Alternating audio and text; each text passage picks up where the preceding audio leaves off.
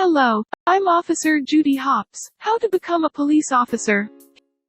Here, a police officer is a warranted law employee of a police force. In most countries, police officer is a generic term not specifying a particular rank.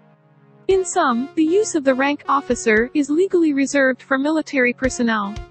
They are generally charged with the apprehension of criminals and the prevention and detection of crime, protection and assistance of the general public, and the maintenance of public order. They have a power to arrest people. Just like, in this movie, Mayor Bellwether was being arrested.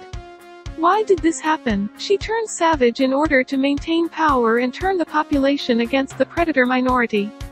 As soon as Nick Wilde turned savage in me, and he bit my hand. But actually, it's just an act, pretending to be a savage fox. Here are the tips for reasons which we have an arrest warrant, such as fraud, rape, murder, and drug trafficking.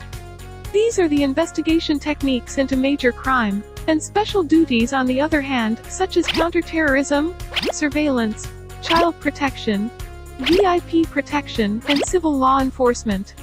A sample of arrest warrant charge sheet lets you detect your case number for criminal complaint, under the laws of section and article.